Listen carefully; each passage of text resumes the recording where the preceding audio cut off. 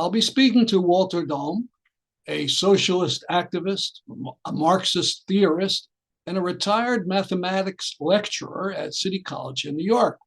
We're going to talk about a protest of a meeting that was held at the People's Forum in New York. Good evening, Walter.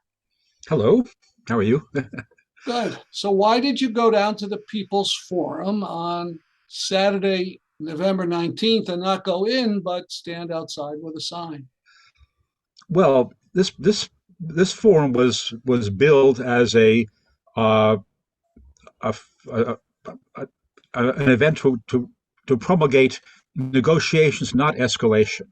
And what that meant was they wanted the U.S. and other Western powers to stop sending arms to Ukraine. The slogan for this was peace, not war. But when you think about it, that slogan was truly Orwellian. If you remember, in 1984, one of the slogans was "Peace is war." Peace on their terms would mean Ukraine surrender. Russia could continue its war of conquest against its former colony of Ukraine. It's been a socialist tradition ever since socialism was born to support the struggles of oppressed nations and oppressed peoples against their colonizers and against the imperialist powers that want to enslave them.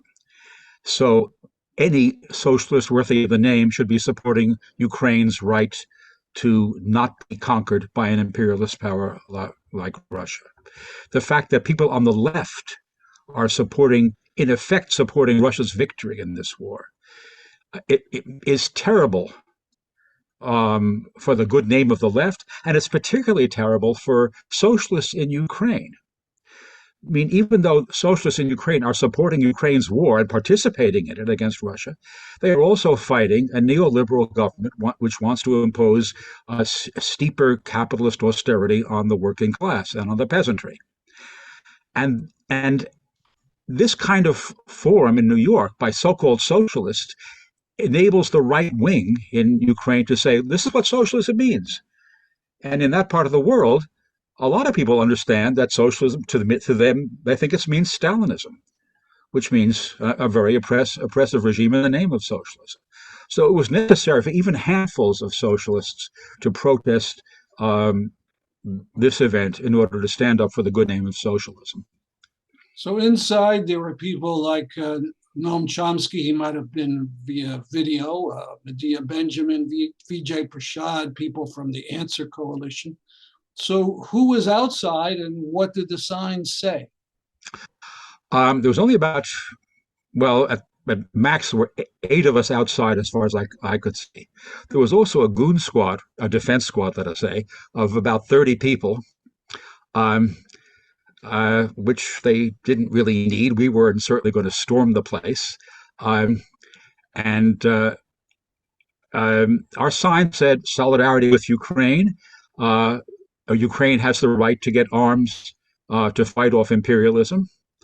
And they were in English and Ukrainian because it was very important for us to photograph our protest and send this to Ukrainian socialists so they could make use of it. And we have heard that they were very happy. In fact, before the event, we were trying to contact, first of all, in the U.S., some of the larger organizations or more prominent organizations, but actually most of the American left does not support the right of Ukraine to self-determination. They're more, in one way or another, in effect, supporting Russia or supporting peace, quote unquote, as this event was doing. But we were also in contact with socialists in Ukraine. Now that took a while, and it's only a day or two before the event that we actually heard back from them.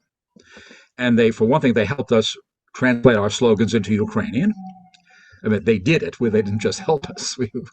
None of us here in the group knew Ukrainian.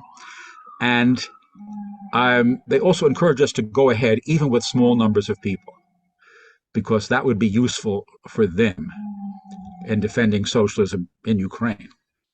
Yeah, the interesting thing, there was all sorts of luminaries inside of the American left, but there weren't any Ukrainians.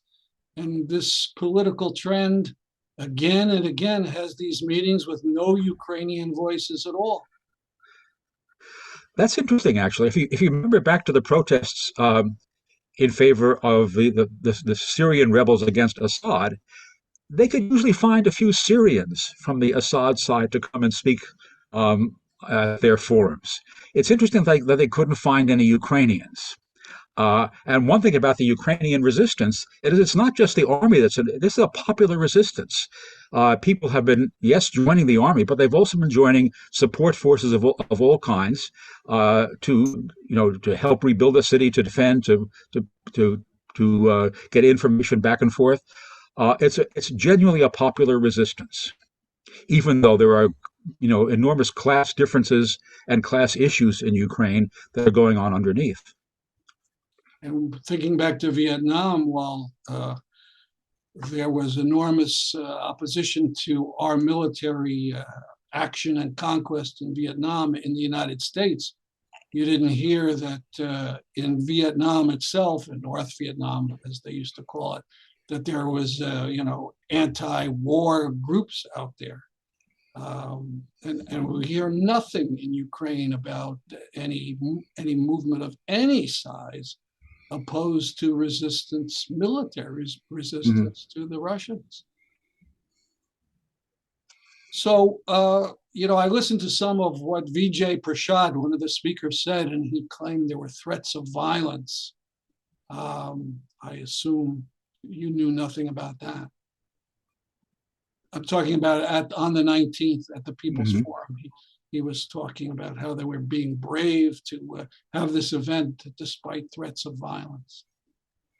I'm not aware that they had threats of violence. They certainly didn't get them from us. So it was never our intention was only to make our position seen and heard.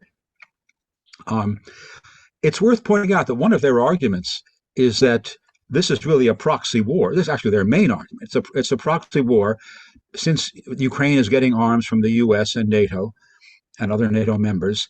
It's therefore, in effect, an inter-imperialist war between the West and Russia. Some of them wouldn't even say inter-imperialist because they don't consider Russia to be imperialist. Only the U.S. and its allies count as imperialist. But leaving aside the fact that Russia is obviously using its military to conquer other countries, which certainly is consistent with its being imperialist. Leaving that aside, the U.S. aid is not determining Ukraine's choices of what to do, or Ukrainians' choices. They are fighting for the preservation not only of their own country but of their own lives. You could imagine the U.S. aided China against Japan before and during World War II. Japan had brutally conquered much of China. Should socialists then have said no support to China because that's a proxy war between Japan and the United States, and the Chinese have no say in the matter as to what they want for their country? Good point. There are many other examples. The U.S. actually even aided Ho Chi Minh in Vietnam against Japan at a certain period. Should socialists have condemned that? How about reactions from people going in or people passing by? Did you get much of that? No, this was a side street. It's near Pennsylvania Station, near a big railroad station, but it's a side street, and people wouldn't be. And it was a weekend. It's a street which has lots of offices and small industries like garment district, but it was the weekend, so people were not generally going to work. There weren't that many passersby. I suspect that most of the people who were in the audience at the event had arrived way early. We got there a half hour before the event started, but it must have been filled before that.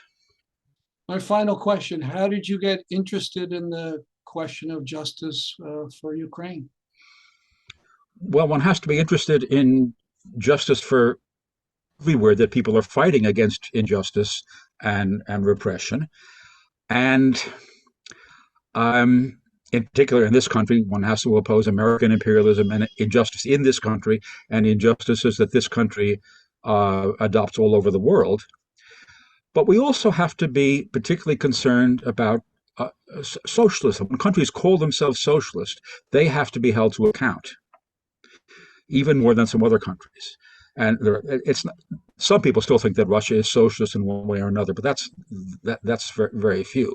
But this event was put on by socialists, and it's therefore important for other socialists to take interest in it and oppose their line, which goes against the total tradition of socialism for over a century.